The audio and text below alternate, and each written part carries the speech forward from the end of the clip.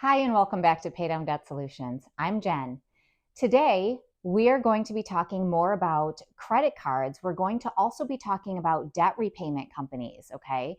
And I want to talk to you more about using credit cards to pay down your debts through Velocity Banking. So we've been getting a lot of questions lately about, how exactly it looks like when you're using credit cards to pay down your debts, okay? And so people are trying to figure out, what bills that they can pay through their credit card and still make it come out and work so that Velocity Banking is moving them into, paying off their debts using the cash back that comes to you via, your payments coming back to you, right? So that's what I want to talk to you guys today. I had a woman who was great. She emailed me and she had some questions regarding credit cards and how this all works. She was a little bit confused. She said, if I'm overpaying my credit card a little bit, but I'm using $200 for my groceries, I'm not sure how this is working my bills down, or I'm sorry, how this is working my credit card payment down. So I want to go into that with you and give you a quick example of that. Plus, I want to show you another student scenario here, somebody who thought that they were going to have to get into a debt repayment program of some sort, but they didn't, right? They learned Velocity Banking and they came to us and we helped them with formulating a plan that just makes sense. You guys, on this channel, we teach Velocity Banking. Dan and I bring these options to you every single day. We give you guys choices. You guys need to make the changes. If you do the same thing you're doing every single day, that is madness, right?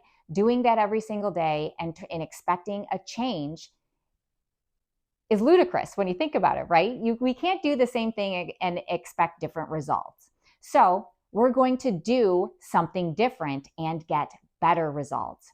So I'm going to talk to you today about how Velocity Banking is low risk and less debt reward. It is a low risk, less debt reward. And why is that? Well, because you're already in debt, right? And if you try Velocity Banking, you're going to be in a lot less debt in a lot faster time frame, okay? Because time is money. And you all know this because I talk to you about it, and everybody talks about time being money. Why do they talk about that? Because it's true. 100% hands down, time is money. So if you are already in debt, you risk nothing by trying Velocity Banking. There's no risk to you. You're already doing the traditional banking. You're already shelling out money in the bills you're paying out of your checking account every single day, and it's not getting you very far. It's not getting you ahead. So why not try Velocity Banking? Why not do something different and get a different result? Well, we're going to teach you how to do that today, okay? So if you are already in debt and you know that you risk nothing by trying Velocity Banking, let's talk about what we know, okay? Here is what we know. We know, number one, that you're coming to this channel because more than likely you have some sort of debt out there, okay? Number two, you have been running your finances the same way as always, and there has been no change, right? There's no change. You're running things the same way and everything remains the same, okay? So you have considered bankruptcy, or maybe you've considered a debt repayment plan such as this couple did over here, okay? And you have looked into hardship assistance plans. Well, what on earth is a hardship assistance plan? Well, you guys, a hardship assistance plan is just a fancy word for a debt repayment plan. And so you're going to see these. If you guys Google the word bankruptcy, okay, or you Google debt, you're going to find a huge number of ads that are going to come up for these debt repayment companies, okay, and people offering debt repayment plans. And so it's a type of consolidation, but it eats you alive. And the reason they do that is because these payment companies come to you and say, don't worry, we're going to take care of your debt. We're going to negotiate with these creditors. We are going to give you an opportunity to reduce the amount that you owe because you're coming to us and we're going to help you with this. And we only want X amount of money a month from you, and we're going to renegotiate all your debts. Well, that's all well and good, but the first thing they're going to do is they're going to stop paying your debts. They're going to stop paying your credit cards. They're going to stop paying your loans, and that is going to cost you. What is it going to cost you? It's going to cost you your credit score. And you guys, we live in a credit society. We need credit. We need our credit score, okay? Especially if you're looking to pay down debts. There are ways you can pay down debts through Velocity Banking that require personal lines of credit to do it, which is a great option. Okay, sometimes we can do it through credit cards, and then a lot of times we can do it through credit cards. But you still need to take care of your credit score, and you can't just trash your credit score and think things are going to be okay, because they're not. Okay, it takes a long time. Once you really damage a credit score, it takes a long time to get that back. And so through Velocity Banking, we can show you how to increase your credit score by running things a different way. Okay, so stop looking into debt repayment programs. We can help you through Velocity Banking. All right, we can. So what you should do, what you know, but probably don't, right? What you should know, but probably don't. Number one, when we're talking about bankruptcy, we know that it does not offer complete forgiveness. So if you're looking at a debt repayment program and you figure that's not going to work well for me, maybe I need to enter into some kind of bankruptcy. Well, here are some things you should know about bankruptcy before you consider doing that, okay? Bankruptcy does not offer complete forgiveness. It doesn't. It doesn't offer you complete forgiveness on things. There are things like student loans that they won't be forgiven, and they can require separate legal action in order to get out of those. But it's not easy to get out of student loans like that. So you'd have to file a separate lawsuit. So that's something that, that most people think is that they can get out of their student loans through filing for bankruptcy. Well, in most cases, you cannot.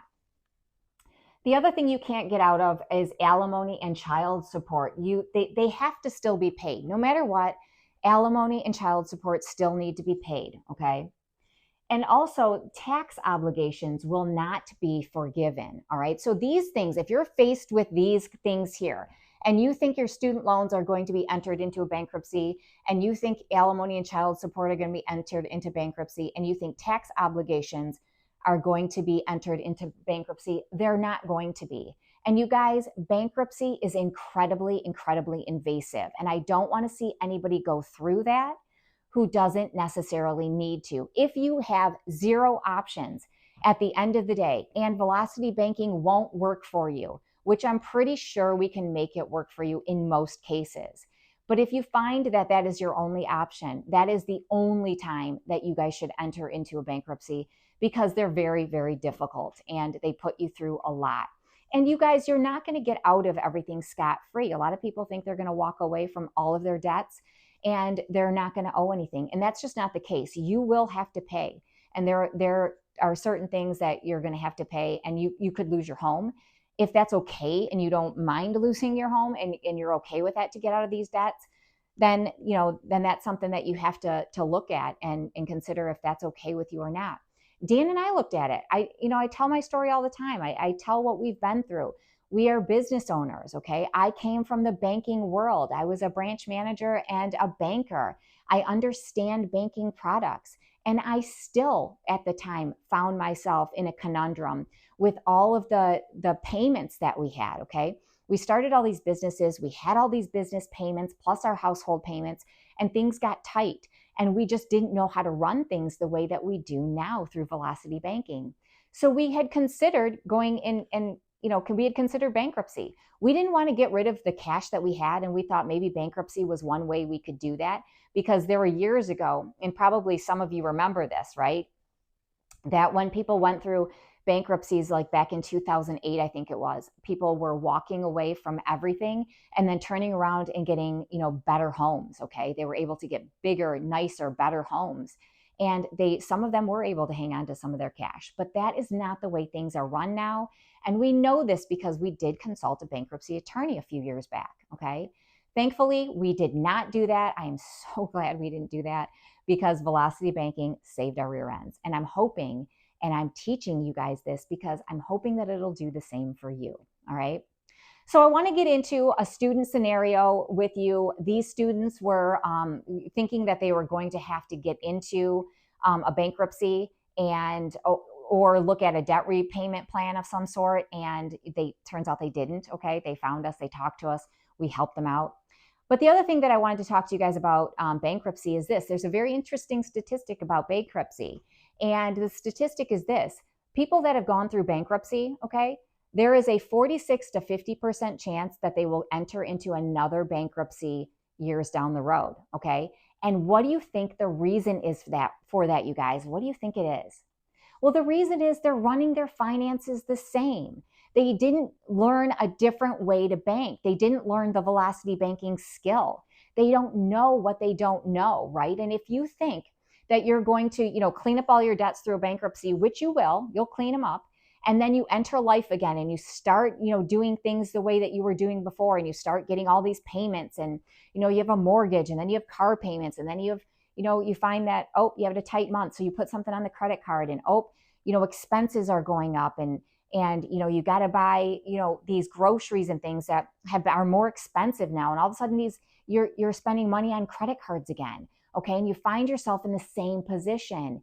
There are people now that are getting loans for essential items. Okay. So for groceries and gas and things like that, because things are just high, right? Expenses are high.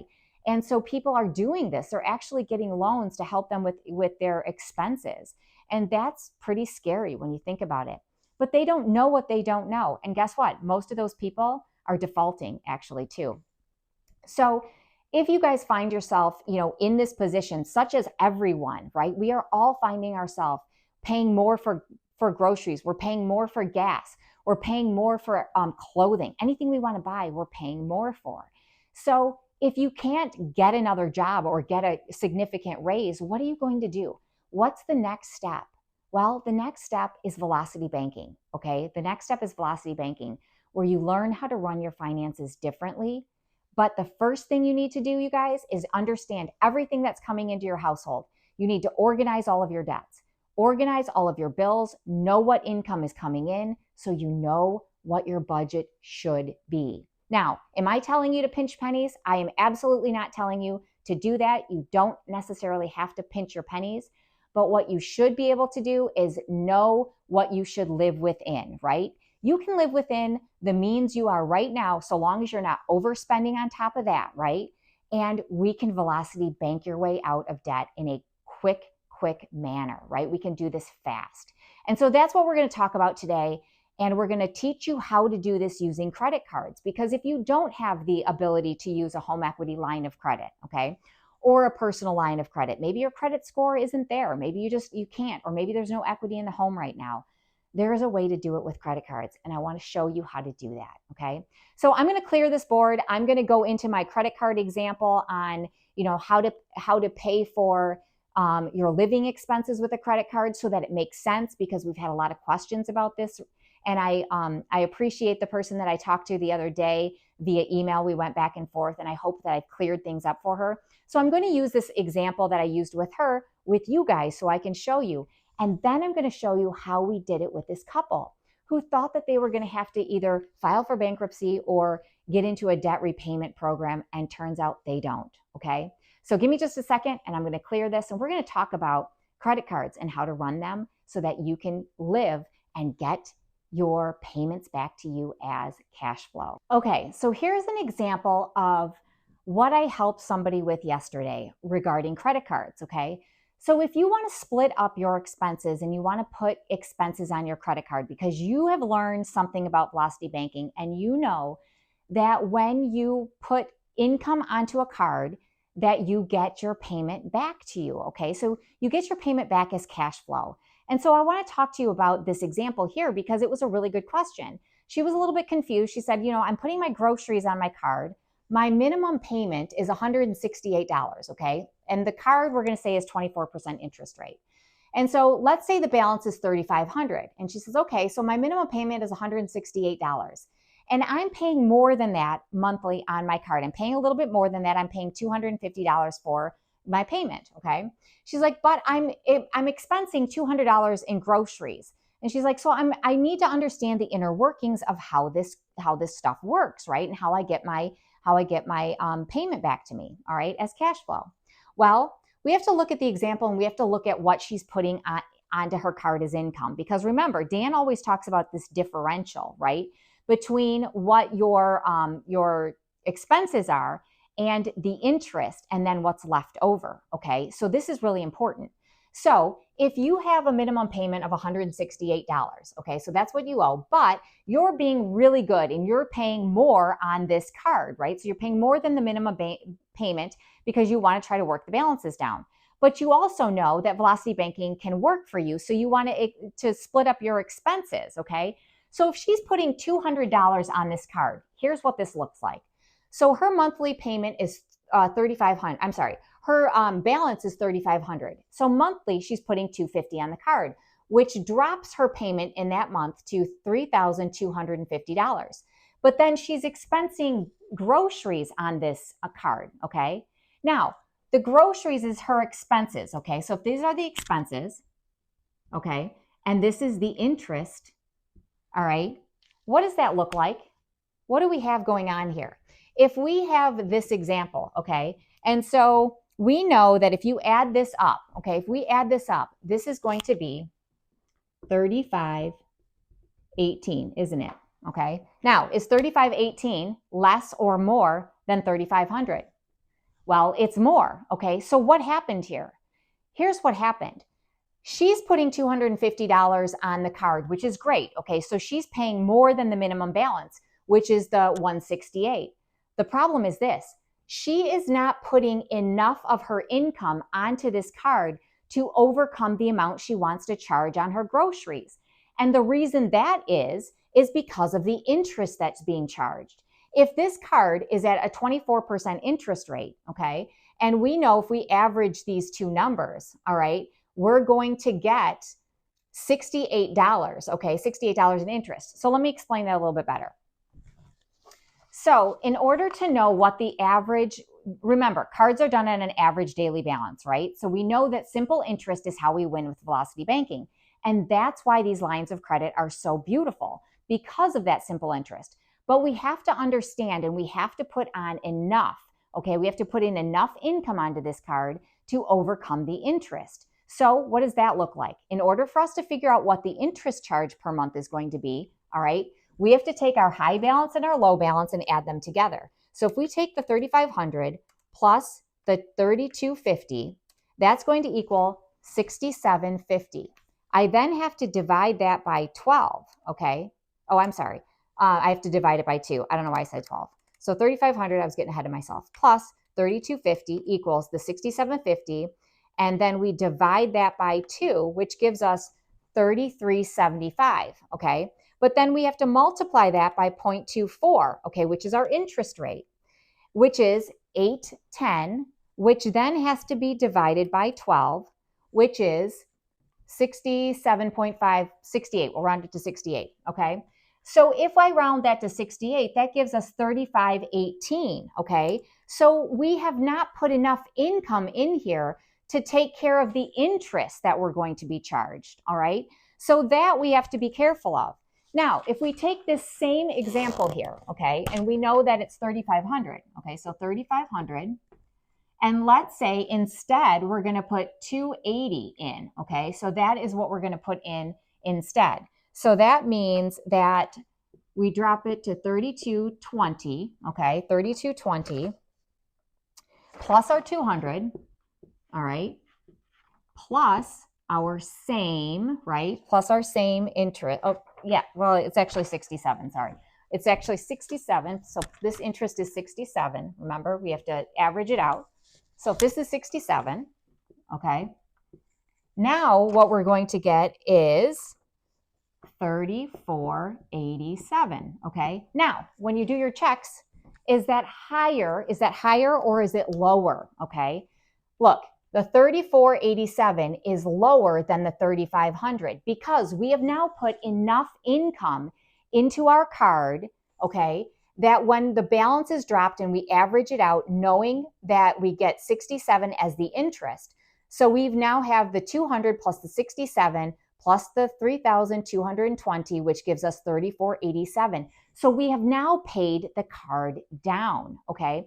So it's all about the income you guys put in, right? You have to make sure that when you're doing your scenarios, like what I'm about to run for you, what we've done for this customer, or I'm sorry, this student here, when you run your scenarios, the income has to be enough to overcome, right? To overcome the interest and then be able to pay the card down. So in this case, you are paying the card down. In this case, you're not, because you didn't put enough income in, okay?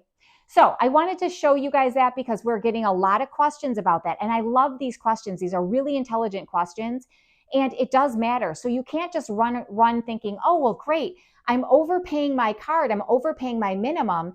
And so now I know I can charge my groceries, which are less than the income I'm putting in. So I should be paying the card down by 50 bucks. But that is not the case, right? Because you've got interest. So I wanted to show this example for you. And now let's get into this student scenario here and what we were able to do for them. Remember, they were looking at a potential bankruptcy. And if not bankruptcy, they were looking at a debt repayment plan, which, you guys, those are ridiculously predatory. I don't want to see anybody do that because it's nothing but a headache. So let's see what we did, and let's show you what you can do with credit cards, unbelievably, with credit cards and Velocity Banking. So give me just a second. Okay, so now that I have some numbers on the board, let's get back into our example about how to run credit cards and using just credit cards to run a Velocity Banking strategy to keep you out of a repayment plan or even bankruptcy, you guys. You can do this, okay? So here, let's talk about these guys here. All right, so in this scenario, these guys were strangled with their debts, okay? So they were, like I said, they were considering a debt repayment program. They were considering bankruptcy. They just weren't sure what to do. They weren't sure what direction to go in. And so we provided them a solution, okay? So here's what we have. We have them, their income is at $5,586. Their total expenses are $5,322, which means they have some cash flow of $264. Again, it's not a whole lot, all right? Not a whole lot of cash flow. And as you can see, their mortgage is for $1,462 a month, and they do not have any auto loans. They actually have their cars paid off. They don't have any auto loans. So right now what we have is a Bank of America card. Well, this is actually Bank of America 1 because there's 2. So we'll do 1 and then 2. All right. So BOA 1 is at $9,632 for a balance. Its payment a month is $321. It's at a 28% interest rate at a 4.5 years. Okay. To pay that back, to term it out, it's going to cost $7,127. All right. And then we've got Capital a Capital One at $2,411. It is at a $78 payment, 27% interest rate. It's at 4.5 years as well. To pay that back is $1,740. Now, all of these were at interest plus 1% payment back, okay? Discover is at $5,390. Their monthly payment is $175. The balance, I don't know what I said. If I said balance, I meant balance. The balance is $5,390. The payment is $175, 27% interest. And to term that out, it's going to be $3,889. All right. Now, if we look at their Citi card, it's at $16,000 balance, $280 is $16,280 is the balance, and it's at a payment of $529, and that payment is at 24%, or I'm sorry, this balance is at 24%. And to term that out, it's $11,747, okay? Now we have the second Bank of America card at $2,044 with a $56 payment back, and we've got 21% here. And so to term that out, it would cost them $916. So what are their totals, right?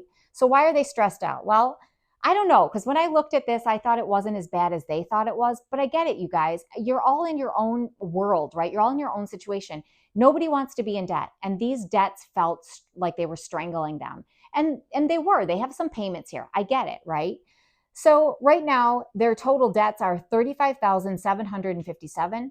They're just in payments, they're paying $1,159, and their total repayment for all of this to term it out is $25,419. So I talked to you guys about interest volume, right? I talked to you guys about that the other day. So if you were to look at the payments, okay, so the payments that they have here, the total amount in payments that they have here, let me see, do I have, nope, we'll just do it this way. All right, so $761, okay, and we take 761 and we divide it by 1159, which is their payments here. The 761 is the interest. Okay, so that's the interest. So if you add up all of these, the interest payments are 761. And if you divide that by what their payment amounts, okay, that means that 66% of their payments are going to interest. 66%. You guys can calculate this on your own, and you're going to find it disgusting, trust me. There is so much money that is going to interest here. If they could get this back, it would do them a world of good. And that is exactly what we're going to do through nothing but credit cards, okay? So we know that they don't have any other options at this point with their credit scores and with the fact that there isn't much equity in the home. And even if their equity is, they could maybe get a $15,000 equity line, but their credit scores are not there, okay? And so what we did is we decided we were going to take the BOA1 card and the Citi card, okay? And we were going to use those as our debt destroyers. Remember, we organize all of our debts. We organize our debts and our income. That's the first step. The second step is to identify. We identify our debt destroyer and we identify our plan, okay? So our debt destroyers in this case are twofold. There's two of them. And so it's going to be the BOA and the Citi card, all right? And the last step is your implementation, implementing your plan. So when we implement their plan, what does this look like for them? Remember, just using credit cards, okay? So we have to take their available income, okay? And we take the available income, which is $55.86, and we know that we have to hold out any expenses that cannot be run through a credit card, okay? So they have to hold those out into their checking account and pay for those separately out of the checking account. So that means we have to subtract off the $1,462, which is our mortgage, the $78, which is this Capital One, the $175, which is this Discover, and the $56, which is this Bank of America. Now notice, I don't have BOA1 and Citi on there because that is coming back to us as income, okay? So that is income that's coming back. We don't have to hold that income out any longer because we know that those are going to be our debt destroyers, okay? Now, our chargeable expenses, okay? What are our chargeable expenses at this point, okay? So anything that we cannot charge, we have to subtract out and we have to hold that into our checking account and we have to pay our expenses out of that, okay? So we know that all of our expenses, we can't take care of the mortgage, that's not chargeable. This BOA is not chargeable. This Capital One is not chargeable. This Discover is not chargeable. This Citi is not chargeable. And this BOA is not chargeable because our non-chargeable expenses are always non-chargeable expenses, okay? So the only time that comes back to us is in available income because we couldn't then, right, subtract out this payment and this payment because it doesn't come back to us twice. It can't come back to us twice, right? So it's always there. So we know we owe it, right? But it's going to come back and become part of our available income because we know that when we put our income in, it is satisfying that payment. All right. So just as I showed in my example earlier about the credit cards, remember we have to put enough income in to overcome that interest and help work down those balances. So here's what we did. We took our 16,280, we took our 9632, 28%, 24%, and we are going to run this down, okay? So this is our starting balance. We decided to split up our income. Now, when you guys look at this, you're going to have to split your income up and your expenses. You're going to do some calculating here. You're going to have to look at it and see what is going to be the best situation for you to pay your debts down the quickest, okay? So you're going to have to manipulate the numbers a little bit and work through them to figure out what makes good sense. And so that is what we did, all right? So we decided we're putting $2,100 of our income into this card. We're putting $1,715 of our income into this card, all right? So then our balances are dropped, right? The minute we put our income in, our balances are dropped. So here it drops to $79.17. Here it drops to $14,180, all right? But we have expenses that we're running through, right? Chargeable expenses so that we can take care of our debts, right? So we have, or our living expenses. So we have these chargeable expenses here that are coming in. We've got $1,551 going to this card, $1,150 going to this card. Now we have to calculate our interest. And just like I showed you guys before, We're adding our high balance and our low balance. We're adding them together. We're dividing it by 2. We are then going to multiply that by 0.24, and then we're going to divide it by 12 because we only want 1 month, knowing that every month this interest is going to come down, just like it is, okay? So we get 304, drops our balance to 16,035. Is that 16,035 less than the 16,280? It is. This checks out. It is going in the right direction. Same thing over here. We've got 96.32, subtract the 17.15, drops our balance to 79.17. We have to add back in our expenses. We have to add back in our interest, and then we get 92.71. Is 92.71 less than what we started with? It is. We're going in the right direction. Now, again, I always say this. Sometimes you may have a month where one of these is going to go up. That is okay if it's a one-off. We cannot continuously do it though, right? Because then our plan doesn't work. Something's not working out right. So you have to be careful, and that's where you guys have to make sure you understand your budget and live within that budget, right? Doesn't mean you have to pinch pennies. You just have to live within your budget. And you can easily do this, you guys, with credit cards. You see your credit card, your statement, you see it online, you can see what you spent for the week, and you know where you're at, where next week you need to be at, and where you need to be at in the 4th week of the month, right? So you can kind of figure out where you should be each week using the credit cards. So you can keep track of it very easily. All right, so we run this down, and what does this look like? Well, at 18 months, okay, at 18 months, this card here is complete, okay? So we've paid it off in 18 months. And that interest rate is that interest expense is $2,212, okay? So this card is done. This card has to run for 39 months going this way. But since this card completed in 18 months, we know that at that point in time, we can then roll over, right, the income and put it all together. So at 18 months, this card is in a certain position, right? So at 18 months, this card here has spent in interest $4,638. So you've got in 18 months, $2,200, and we've got $4,600 that we have to add together. But we're not quite done, are we? We're not. Okay, and let me put these away. All right, so we then know that in 18 months, we still have a balance of $11,034, okay? But the cool thing is at this point, we can put our income and our expenses together and run them through this card. So that's what we've done. We have taken our total income now of $38.15, and we are using that to hammer this card down. So when we put our $38.15 in, it drops us to $72.19. Then our expenses come in, right? Because the $11.50 plus the $15.51, right, added together is the $27.01, just like over here, just like I showed over here. And then we have to calculate our interest. Well, we all know how to calculate the interest now, right? And that's $182. So it drops it to $10,102. Is that lower than what we started with? It is. And guess what? It takes another 8 months, okay? So it takes another 8 months, and we have spent $911 in interest, all right? So what do we then have? Using nothing but credit cards. Nothing but credit cards, you guys.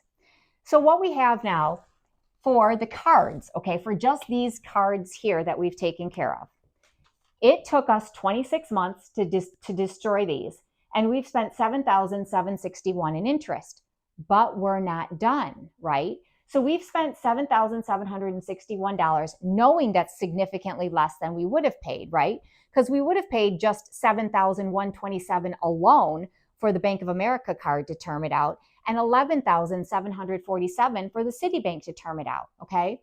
So we know right there, we've got what, $18,000? So we're half of that, right? We're half of that at this point. Now, we still have cards, right, that we're running though. We have Capital, Discover, and Bank of America. And so we cannot ignore that. If we let those term out, okay, and yes, those are going to take some more time. They're going to take 4.5 years or so, okay? Now, we could roll them and then start hammering it down, right? We'll use our income to hammer those down. But if we stop here, What will we have then paid? You guys aren't going to stop there though, are you? Because now you know how to velocity bank. You know how to velocity bank yourself out of these debts. But if we did, this is what we would end up with, okay? We would end up spending $14,306, okay? What would we have spent? We would have spent $25,419 to term this all out the traditional banking way, taking almost 5 years. But instead, we've done velocity banking, and we have then saved a grand total of $11,110. And that is not even using velocity banking methods to finish up these cards, which you still could do, right? This is why we teach velocity banking to you guys. I know that you can avoid these debt repayment programs by learning this skill. I know you can avoid bankruptcy by learning this skill. How do I know it? Dan and I did it. We were just like you. We are just like you. We learned velocity banking, and I hope you've learned something today, and I hope you take it into consideration and try it. Make sure you keep watching. Watch the videos we bring out to you. Let us know if you have questions. If you guys want help with a plan, you can find us at info@paydowndebtsolutions.com. That is our email address. Email us. Tell us what your situation is. I will send you worksheets. Whether you want a plan or not, guys, I will send you our worksheets, which will help you. I have no problem with that. Of course, we would love to work with you, but you do not need us to do that. You guys can do this on your own. Have an awesome day, you guys, and remember, we give you choices. It is always up to you to make those changes.